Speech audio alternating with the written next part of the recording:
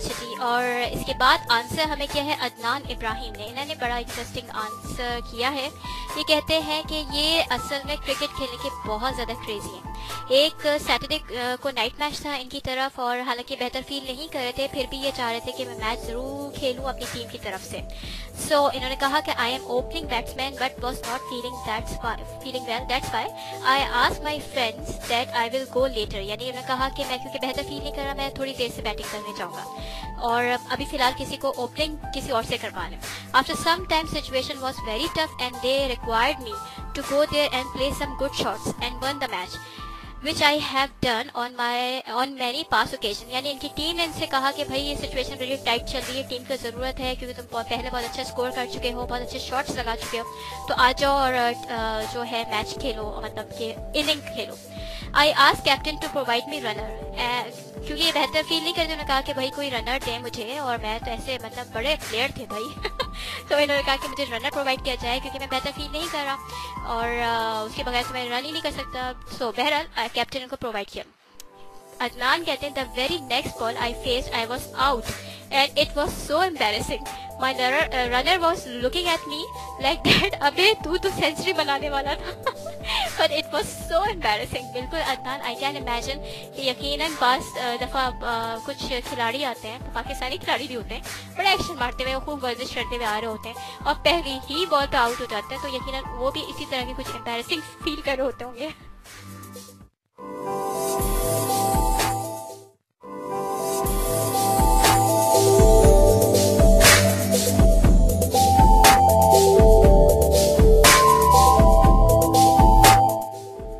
और जनाब यहाँ पे मजीद इंटरेस्टिंग आंसर्स आपके लिए हैं जो कि मैं शेयर करने जा रही हूँ। रानिया वाहिदी, ये भी बिल्कुल रेगुलर लिसनर हैं, और ये कहती हैं yet again you posted an interesting question for us, thank you so much Rania for appreciation. और ये कहती हैं कि मुझे वो सीन बहुत मज़ेदार लगता है जब आंटीज़ दूसरों के घर चाय या खाने की दावत पे जाती हैं और कहती हैं कि अरे नहीं नहीं हमारे बच्चे तो कुछ खाते ही नहीं हैं, और उसी घर में उनके बच्चे खाना खाने के तमाम रिकॉर्ड्स ब्रेक करके आ जाते हैं। आंटियाँ शर्मिंदा होके रह जाती है। बिल्कुल सही बात की रानिया, ऐसा बहुत ज़्यादा होता है। मेरी अम्मी ये खुद कहती है कि कभी भी अपने बच्चे के बारे में क्लेम नहीं करना चाहिए कि अरे नहीं हमारा बच्चा तो ये खाता ही नहीं, क्योंकि बच्चों की पता नहीं क्या नफसियात होती है, दूसरे घर में वही चीज़ जो घर में वो नखरे दिखा रहे होते हैं वही चीज़ बहुत ज़्यादा खा के आ जाता है, और वाकई में अम्मियों को बहुत शर्मिंदगी होती है।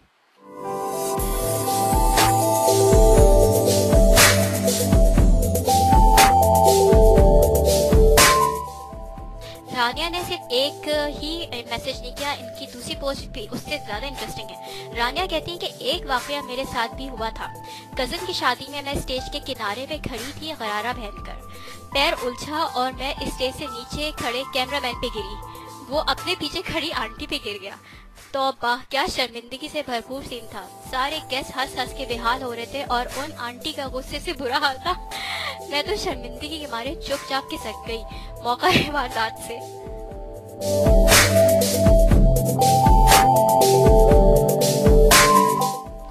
बिल्कुल रानिया, आपने बहुत अच्छा किया कि आप चुपचाप वहाँ से हट गई, क्योंकि अगर वहाँ खड़ी रहती तो बात होता है ना कि शर्मिंदगी भी होती है, थोड़ा इसका गुस्सा आने लगता है कि भाई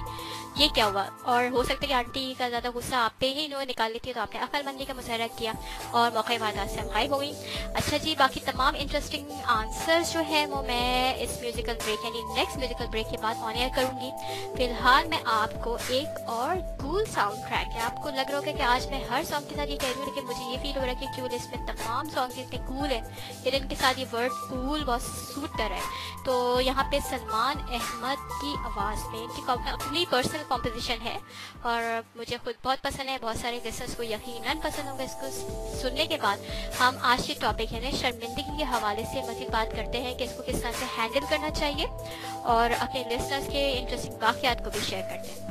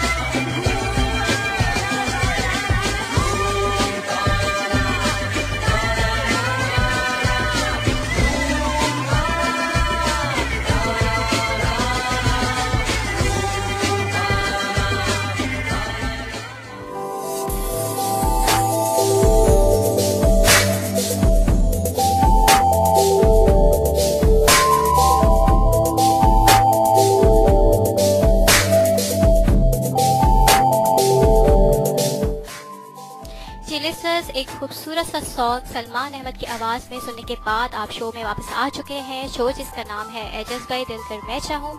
और ये ऑलमोस्ट वाइंडिंग अप होने वाला है। कुछ और एक्सपीरियंसेस लोगों के मैं यहाँ पे शेयर करने जा रही हूँ, interestingly embarrassing moments of different people.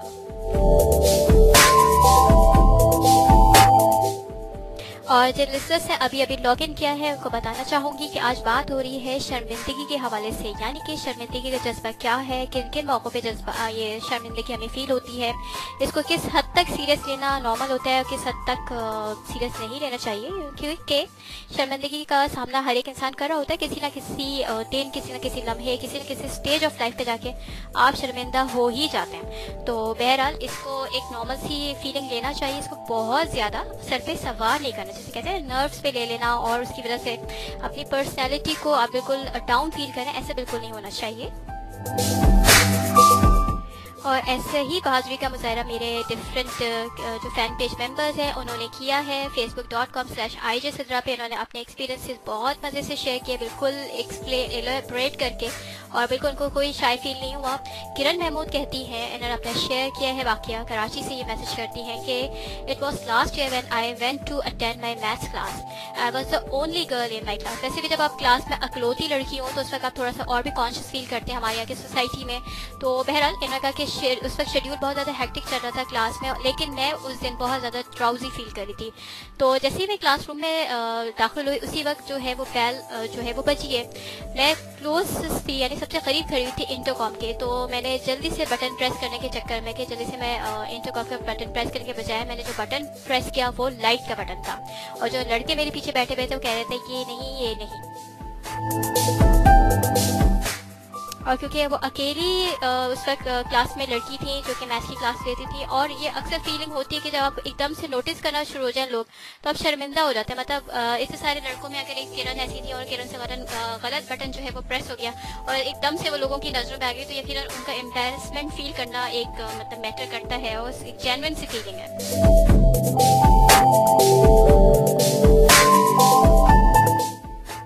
अच्छा जी, उसके बाद मैं यहाँ पे आंसर शेयर करना चाहूँगी। खुरतुल ऐन शफकत का, ये इटली से शो सुन रही होती हैं, फीडबैक देती हैं, कमेंट कर रही होती हैं, तो thank you so much Qurratul Ain. Time difference के बावजूद आप मैनेज कर लेती हैं और पार्टिसिपेट करती हैं जहाँ तक आपसे हो सकता है। और खुरतुल ऐन कहती हैं एम्बैरसिंग मोमेंट्स अल्लाह इतने हैं कि कौन कौन से शेयर करूँ। मेरे साथ भी किरण महमूद की तरह ही हुआ कि यूनिवर्सिटी का लास्ट डे था, कंप्यूटर क्लास थी, मैं अपने सेल पर मैसेज चेक कर रही थी कि अचानक ब्लूटूथ के थ्रू ब्लूटूथ के थ्रू भेजा हुआ सॉन्ग ऑन हो गया। ओह माय गॉड, सब ने मेरी तरफ देखना शुरू कर दिया और घबराहट में वो मेरे से बंद होने के बजाय वॉल्यूम फुल हो गया। फाइनली मैं उसको स्विच ऑफ करने में कामयाब हो ही गई। उसके बाद मैंने कंप्यूटर क्लास में सिर्फ एग्जाम देने ही गई।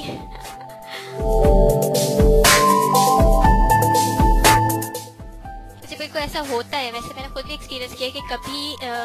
जैसे क्लास तो खैर बहुत उस ज़माने में हम लोग मोबाइल वगैरह इतना यूज़ नहीं कर रहे होते, बहुत ही लिमिटेड यूजेज था,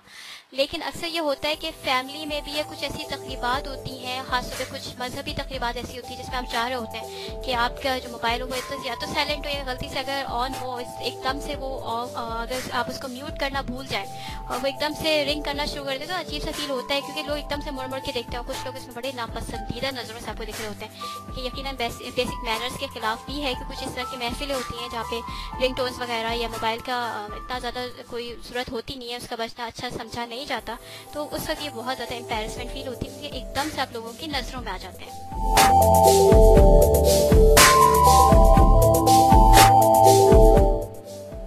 और इसके साथ आयशा सभी आई है मैदान में। आयशा सभी कराची से मैसेज करी है कि I remember during my university times one day we were leaving the campus and saying good bye to friends. My class fellow Shafaq also came to meet and wanted to give a goodbye kiss to me. मैंने अपना face आगे किया तो वो उधर उस झट से किसी दूसरे क्लास फेलो से मिलने लग गई, और मेरा जो चीक मैंने यानी अपना रुखसार जो मैंने आगे किया हुआ था गुड बाय किस के लिए, वो ऐसे ही रह गया। मेरे सारे फ्रेंड्स खूब हंसे क्योंकि मेरा फेस आगे था। हंसी भी आई और एम्बेरसमेंट भी हुई। बिल्कुल आशा, मैं इमेजिन कर सकती हूँ कि यकीनन अगर ऐसे किसी के साथ भी फीलिंग हो, बात ऐसा होता है कि जब आप किसी लार्जर ग्रुप में जा रहे हो, सबसे शेक हैंड कर रहे हो, आप किसी के साथ हाथ मिलाने के लिए हाथ बढ़ाएं और दूसरा बंदा जो है वो उस बंदा जो है वो दूसरी तरफ मुड़ जाए या आपका हाथ ऐसे ही रह जाए, उस वक्त भी आपको इसी तरह की कुछ शर्मिंदगी फील होती है, यार ये क्या। और उबैद पाइसिस जो कि उबैद यूनुस हैं और ये कराची से शो सुनते हैं, ये भी बहुत अच्छे पार्टिसिपेट करते हैं। उबैद कहते हैं मेरे भाई के दोस्त ने एक इंग्लिश इंस्टीट्यूट खोला था, मुझे भी वो बुलाते थे कि आ जाओ थोड़ी हेल्प हो जाएगी। जब मैं मैट्रिक में हूँगा और मेरे साथ मेरे दोस्त भी साथ जाते थे, वो भी कहते थे कि क्लास ले लिया करो, इंग्लिश भी इम्प्रूव हो जाएगी। एक दफ़ा ऐसा हुआ कि इंग्लिश सीखने के चक्कर में एक लड़की को शी की जगह इट कह गया। जब वो गई तो भाई के दोस्त और मेरे दोस्त ने मेरे इतना मजाक उड़ाया कि वो जानवर है जो तुमने उसको इट कहा, उसके लिए इट यूज किया। आज तक मेरे इसी बात पे बहुत मजाक होता है।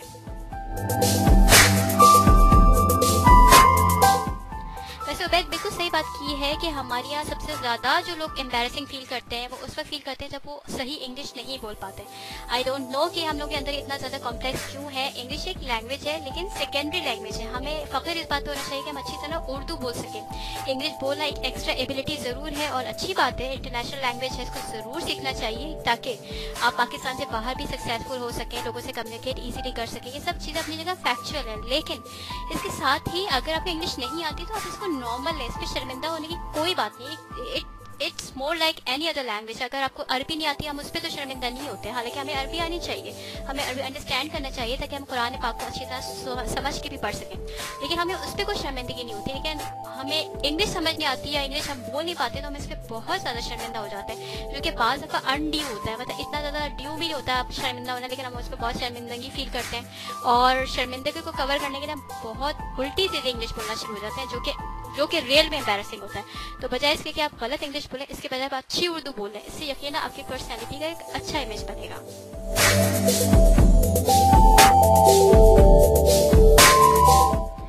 तो इससे साबित ये होता है कि कुछ चीज़ें हमारी अपनी भी क्रिएटेड होती हैं, यानी उन चीज़ों पे इतना ज़्यादा शर्मिंदा होना बनता नहीं है, लेकिन हम बन जाते हैं। इसमें से एक चीज़ हमारी हैसियत कौम ये हो गया कि हम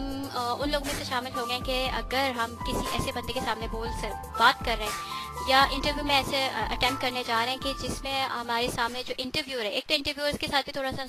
नफ्सियाती मसला होता है कि जब वो एक बंदे को जज कर लेते हैं कि इसकी इंग्लिश अच्छी नहीं है, स्पोकन इंग्लिश इतनी अच्छी नहीं है, तो वो इसको क्यों इरिटेट करने के लिए या सप्रेस करने के लिए इंग्लिश में इंटरव्यू कर रहे होते हैं। मुझे एक चीज़ ये समझ आती है, और अक्सर आपने यकीनन देखा होगा कि हमारे क्रिकेटर हजरात जो कि इंग्लिश में इतने अच्छे नहीं है, और इसमें कोई ऐसी बात नहीं है, हमारी कौन सी अपनी लैंग्वेज है, अगर हमें नहीं भी आ रही तो उस पर इतना ज़्यादा शर्मिंदा फील होने की कोई ज़रूरत नहीं, सीख लेना चाहिए, ये एक प्लस पॉइंट होगा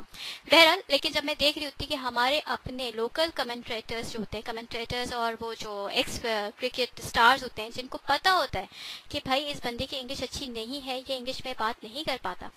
उसके बावजूद वो इंग्लिश और काफ़ी रवानी के साथ एक सन्नाटेदार किस्म की इंग्लिश में जब वो सवालात करते हैं, उस वक्त मैं प्लेयर्स की शक्ल देख रही होती हूँ कि वो बहुत ज़्यादा एम्बैरेसिंग फील करते हैं, जो कि बिल्कुल अच्छा नहीं लगता। तो इस चीज़ को यकीनन थोड़ा सा देखना चाहिए और अवॉइड भी करना चाहिए।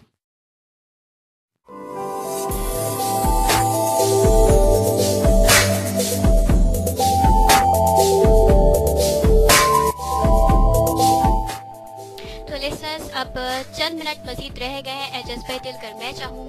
का शो आज एम्बैरेसमेंट के हवाले से था, लेकिन मेरी कोशिश ये होती है जज्बे दिल कर मैं चाहूँ के जरिए हम जिस भी जज्बे, जिस भी इशू के बारे में, जिस भी फीलिंग के बारे में बात हो, तो उसके जो भी डार्क साइड हो या जो भी उसके प्रॉब्लम एंगल्स हैं, उनको हम लोग थोड़ा सा रिजॉल्व करने की कोशिश ज़रूर करें ताकि इस सेटिंग का, ये शो का कुछ फ़ायदा हो। तो यहाँ पे मैं सॉल्यूशन ज़रूर देना चाहूँगी आज के टॉपिक के हवाले से कि अगर आप उन लोगों में से हैं जो एम्बैरेसमेंट ज़्यादा फील करते हैं, तो आपको उसको कंट्रोल किस तरह करना चाहिए।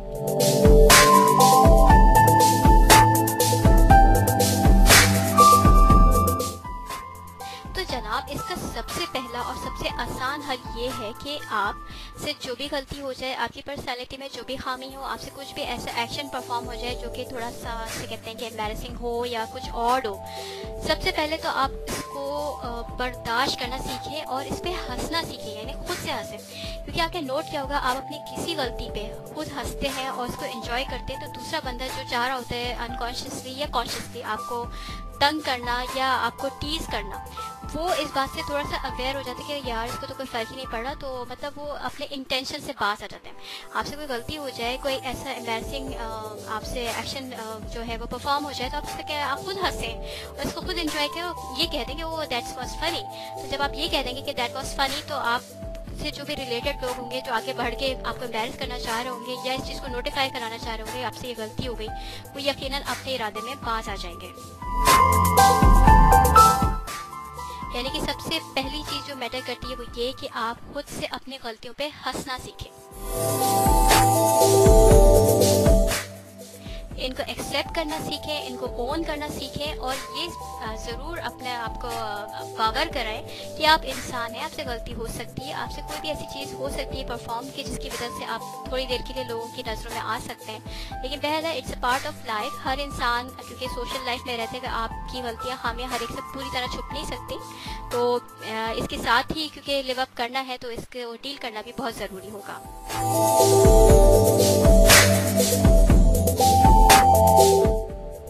लेकिन ये ज़रूरी है, यानी कि सेकंड स्टेप ये इसका ये है कि आप अपनी प्रॉब्लम को केयरफुली सोचें ज़रूर। जब भी आपके पास थोड़ा सा टाइम हो, आराम से बैठ के जहन को रिलैक्स करके आप थोड़ा सा सोचें कि आपसे इस तरह की गलतियाँ क्यों होती हैं बार बार। ये जैसे मैं कहती हूँ कि मैं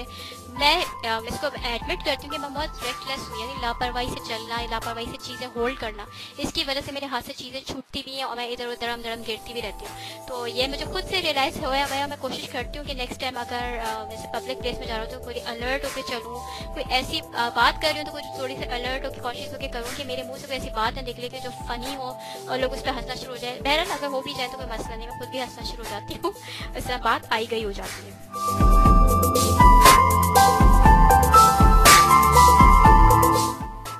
तो जनाब, यानी कि फर्स्ट स्टेप तो ये था कि आप अपनी गलतियों को ओन करना और उस पर हंसना सीखें और थोड़ा सा इसके बारे में सोचें ज़रूर कि आपके साथ ये सारी चीज़ें क्यों होती हैं।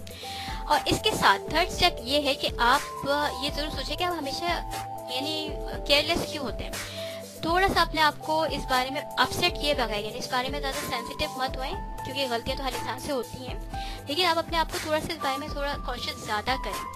और ये ज़रूर सोचें, मतलब ठंडे दिल के साथ, कि आज आपके साथ ऐसा हो गया, दूसरा जो बंदा आपको एम्बैरस करने की कोशिश कर रहा है ये उसके साथ भी हो सकता है या हो सकता है हो चुका हो। तो बहरहाल एक नॉर्मल सी चीज़ है, इसको आप जैसे कहते हैं ना लेट इट गो, तो आप इसको जाने दें और नेक्स्ट टाइम कोशिश ज़रूर करें, अपने आप को अलर्ट रखें, अपने आप को थोड़ा सा पहले से ही जैसे कहते हैं उसके लिए तैयार रखें कि इस तरह की कोई सिचुएशन होगी। जैसे फिर मैं अगेन ये आपको एग्जाम्पल ये दे रही हूँ कि जैसे हम जब लाइव शोज़ कर रहे होते हैं रेडियो के लिए, टीवी वगैरह के लिए, सारी प्रिपरेशन पहले से होती है हर तरह की, उसके बावजूद मार्जिन होता है, यानी कि लाइव में परफॉर्मेंसेस में कुछ ना कुछ अप्स एंड डाउन का मार्जिन होता ही। इसी तरह कोई टीचर है लेक्चर डिलीवर कर रहा है, जरूरी नहीं कि वो 100% डिलीवर करे, बाज़ अब उससे भी मिस्टेक्स हो सकती हैं। बहरहाल मिस्टेक्स को मानना चाहिए और इनको बेहतर करने की कोशिश रखना चाहिए और एम रखना चाहिए कि नेक्स्ट टाइम आपसे ऐसी कोई गलती ना हो।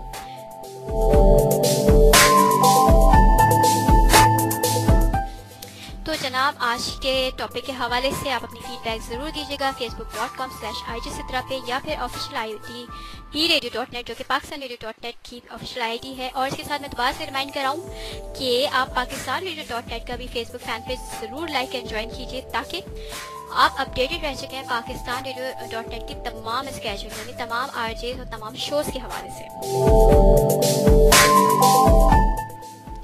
और इसके साथ आपकी IJ सिद्रा अहमद आपके शो एजेस है दिलगर मैं चाहूँ से इजाज़त चाहेगी इस खूबसूरत उम्मीद के साथ कि नेक्स्ट डे आपसे मुलाकात दोबारा से होगी, यानी फ्राइडे नाइट एट 10 PST, और किसी नए टॉपिक के साथ, किसी एक ऐसे शो के बारे में जो कि कॉमन हो और हम सबको मुतासिर कर रहा हो किसी न किसी लिहाज से। इसके साथ ही आपकी दुआओं की तलबगार सिद्रा अहमद आपसे इजाज़त चाहती हूँ। अल्लाह हाफ़िज़।